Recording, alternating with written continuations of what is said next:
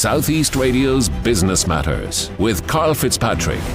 Good morning, I'm Karl Fitzpatrick and welcome to this week's edition of Business Matters. Well, Regina Mangan has lived by the motto of smarter, faster, better in building the success that is Liberty Blue Estate Agents. The hallmark of Regina's progression within the property world is her ability to embrace change and the business opportunities which it can provide. Earlier this week, Regina launched her book, How to Build a Smarter, Faster, Better Estate Agency Business, and she joins us now to share her success story. Regina, I'd like to start the interview by hearing about your achievements in the business world. My background was hotel management. I set up the business. I had £7 in the bank. It was pounds time. I got a grant from the local enterprise office. It took a really long time to make a profit. And so I had a whole load of part-time jobs to keep the show on the road. And then the opportunity arose when all these apartment blocks were built in Waterford and we were well positioned. And that was really the start of what was then called Bookerum. And we rebranded in 2015 to Liberty Blue Estate Agents. So we rent property and we sell property. So if you had to go back and do it all over again, what would you do differently? I think continuous improvement and learning is probably the most important thing in business for me. And if I could go backwards, I would have done a Start Your Own Business course, which I didn't do. I would have worked with more mentors. I would have read more, the stuff I'm doing now.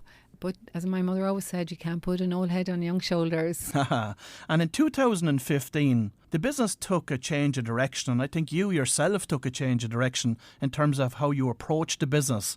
Well, in 2015, I read about a prop tech conference in London, and I turned around to Maria Clifford, the other director, and I said, Maria, we need to go to this prop tech conference. So we went over there and there was a guy speaking called Christian Byfield. He owns a company called Base in London, and he was massively impressive and he looks like a Viking, and I really connected with him. So I invited myself over to visit his business and he kindly said no problem. So I went over with a couple of my team, and back then we were able to see how things should be. In other words, what does good look like? I have a chapter in the book about that. And his office was calm, it was organised, there was nobody running through the office, not queues of people, the phones weren't hopping off the hook, compared to our office at the time, which was hectic. It was like a crazy busy train station. So over 4 years, we were able to invest and implement 14 pieces of technology with the whole sole purpose to provide a self-service platform for customers. Because what I learned in the UK that time was that people need to be able to access information when they want it, not when it suits us. But also then transparency is so important. So this system, for example, called FixFlow, that we were the first people in the Republic of Ireland to buy this technology. 24/7 tenants can upload their maintenance issue. They can watch tutorials on how to fix things, so it reduces the costs for client, and it's in 40 different languages. So we streamlined the entire business and basically reduced waste and automated these transactions, which really have been a game changer for the business. And I know that following COVID, Liberty Blue enjoyed a 111% increase in property sales compared to 2019. So what drove that growth? Well, prior to COVID, I had gone to another real estate conference in the UK run by a gentleman called Sanjay Gandhi, and he is like a guru in real estate in the UK. And he had some amazing speakers at that event, including Tom Panos, who's one of the world's top real estate coaches. I did push-ups on the stage with him. That's my claim to fame. But ultimately, they were talking about the future of real estate and how it's so important that agents do agent-led videos, and the power of social media, and about Facebook and how you can build audiences. And a lot of that was absolutely brand new for me to hear. So I came back and we started implementing some of that and started learning about social media. And then, so when COVID hit, we'd invested in the technology. So it meant we were able to pivot really quickly. And I remember every day thinking, oh my God, what am I going to talk about today? We're not allowed out of the house. I can't show any houses. So I started doing property videos about the market, giving tips. So we got these properties to rent during COVID, but we weren't allowed into the properties. So we got our cleaners to make videos of the properties because they were essential workers. And we were able to then put the properties out on our socials. So people saw, because people were at home, they were able to see, they were watching their social media. People's viewing habits had changed because of COVID. And I think people then saw what we were doing was very different. And we won a contract to sell a new homes development on the back of it. We sold properties to people outside of the country from our videos. And that gave us confidence. And we also attended a 3-month real estate gym. And that meant that we were sharpening our process. We were refining our marketing material. We were learning. We were gaining confidence. You know, we were learning how to be better at our job. So we put all that into action.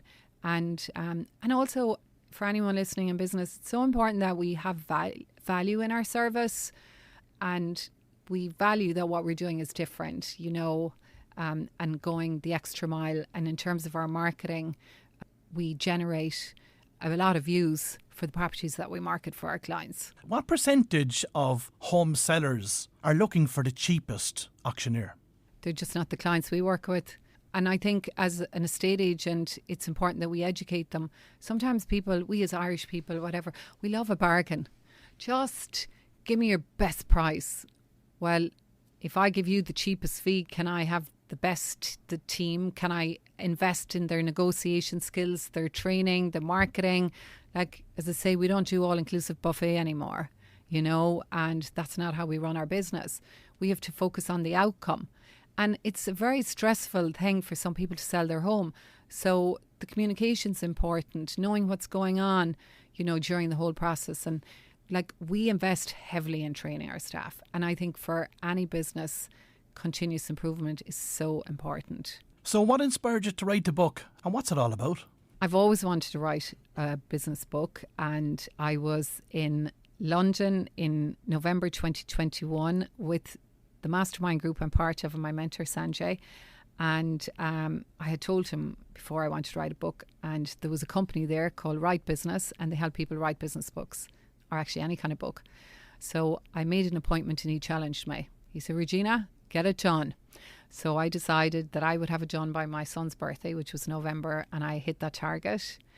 I'm a target-driven person. I wouldn't be much good running an estate agency business if I didn't get targets. And I loved the process of writing. And look, I was excited about, particularly over the last couple of years, the journey, mostly since COVID, and how implementing what we'd learned and trusting the process has really helped us grow the business. And how could people utilise the qualities that are in the book to build a successful business of any type?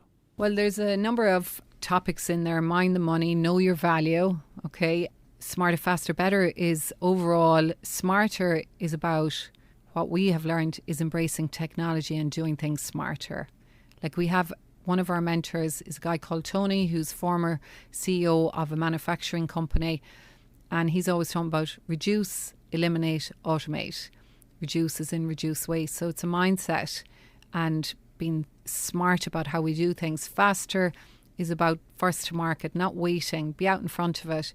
And better, we are not saying that we are better than anybody else. We just want to be better than we were. We're striving for continuous improvement, and enjoying the journey along the way is just really, really important. And I know that having the right people by your side has been critical to your own success. So how do you identify the people that you want on the bus? And more importantly, how do you ensure that they stay seated? That is a really good question, Karl. People on the bus can consist of your staff, but they can also be other people. For example, we've worked with a marketing consultant, Paula Ronan, and she's from Wexford. Give a shout out to Wexford lady. And she's been on our bus for 8 years. She has other clients. My bank manager I wrote about, who actually gave me my first overdraft, she was always on my bus, Nora Widger. Having good solicitors, good advice. So somebody might be in business, they might have no staff, but the people that they contract, the people they work, our contractors are on our bus. And I have kicked a couple off the bus over the years, and we're very clear about what our values are, about, doing a good job and not leaving our tenants waiting, our clients. In terms of employees, it's to do our best to hire the right people. Interestingly enough, what I've learned from one of my mentors, Matt Kiggs in the UK, we should be looking out for great people everywhere we go, not when we're going to hire. So, for example, this guy hired me to sell his site in West Waterford, and we built up a good rapport, and I really liked the way he operated.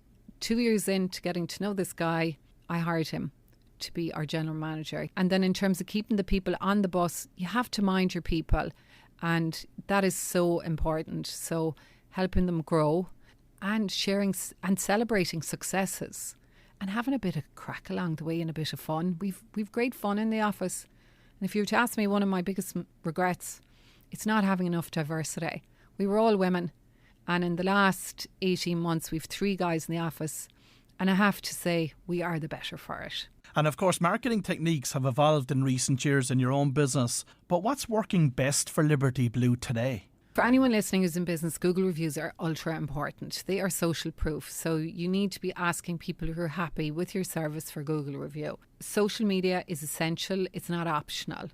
I think people love raw and real, and you don't have to be worried about being perfect and, looking perfect. I think people actually appreciate that because there's so many influencers on social media who seem to have everything perfect, and I don't think that's relatable. So just do it. I think the way we need to look at social media and the way I look at it is they're like different channels on your television, okay? So LinkedIn is probably your prime time. Then your TikTok is maybe, something more light. Social media is social. So we can't be posting, anyone who looks at our Liberty Blue social media channels, we don't just say, here's a house, here's a picture of a house. People love the behind the scenes. They want to know you. They want to know what you're about. And it's interesting that the largest part of your marketing spend is still on local radio. It is a significant part, yeah. We invest in advertising on local radio because we've got to stay front of mind with our customers and our community. Very, very important. That's an interesting point you make in relation to that. There's also a section on the book about the haters. We all have haters. Yeah, we do. But what I'm learning as I get older, there's a sphere of people whose opinion matters, right? And then if you're doing the right thing, then if someone doesn't like you, so what? So one day this guy came to put up a sign or measure for a sign. And he said, Regina, I'm sick of looking at you on LinkedIn. You're everywhere. Like, why are you doing it? And I said, I like doing it because I'm giving information or tips and whatnot. I think it's important to keep our name out there and help people and give them advice on the market. People are sick of looking at you. And then I remember what Lisa Novak said to me, who's an amazing realtor in Australia in the top 50. She said, when someone says something crappy like that to you, you say, change the channel, honey. So I said, why don't you change the channel? Watch somebody else. Now, needless to say, I didn't give him the job that he pitched for. And second of all, this actually happened. I went into the office and I sat down, I answered the phones, which I don't get the opportunity to do enough. And this man, anyway, said, I'm ringing up, I'm looking for a valuation for property, family property. And I said, and I introduced myself, Regina Mangan here. How are you? How can I help you? Regina, I'm always watching you on LinkedIn. I love what you're doing. We're not for everyone. We're not. And you know what? That's okay. That is absolutely okay. And of course, the one constant in business is change. So what's your approach to change? I read a fantastic quote recently by Albert Einstein, and he was a pretty smart guy. And he said the measure of intelligence is the ability to change. So, you have to be moving with the times. You have to look at what's coming around the corner. My team know that if we hadn't pivoted and invested in technology when we were all sent home to work from home, or we hadn't embraced from social media and been out there, what would have happened to our business? So I don't think it's optional. I think change is inevitable in life. I mean, in 10 years' time, where am I going to be? My life is going to be different. It's going to have changed. So we have to plan. And of course, your book was launched on your birthday back on Thursday. And in the acknowledgements section of the book, I see you pay tribute to your husband and his brilliant business acumen. How important has he been to your success? My husband is a great support, but also he's really smart in business. So we tend to have a lot of business conversations and we get a buzz off it. You know, we share ideas, and I remind him on several occasions when I share a good one with him. He's probably a lot more modest, let's be frank. But yeah, I've learned a lot. He's very measured, and I have learned not to react too quickly to things. Before, I could be a bit impulsive. You know, now I'm more measured. I slow things down, and I've got that from him. And also, he really supports me. And it's great. I'm lucky and I'm grateful. And Regina, what's the outlook for the property market in 2024? I'm sure many of our listeners will be wondering that this morning. Well, everything is about supply and demand. So we know that there isn't enough supply, and that the stock levels were down drastically last year on year before, on Daft, in my home. And we are building an average of 30,000 new homes a year. Jim Power, the economist, reckons we need 40,000. Other people say more. So I think whilst there's new homes being built, and that's positive, we are still working in a deficit. So we've a shortage. And the rental market is a tough environment.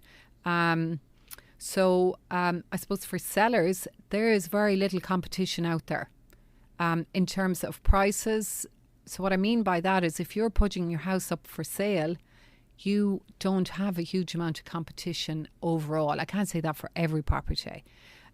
Properties that have a good BER energy rating are doing better, and properties that are presented well are doing very well. For anyone who's listening, no matter where your property is, and if you're thinking of selling, it is super important that you declutter, you have your house spotless, you paint it, you get it ready. And I would say a smart move would be, if you've low energy rating, to consider getting your BER done fast and look at ways of improving the energy rating, because the better the energy rating, the better your house will sell. Well, if you've just tuned in, that was Regina Mangan from Liberty Blue Estate Agents, and I wish Regina every success with her new book, How to Build a Smarter, Faster, Better Estate Agency Business. Southeast Radio's Business Matters with Karl Fitzpatrick.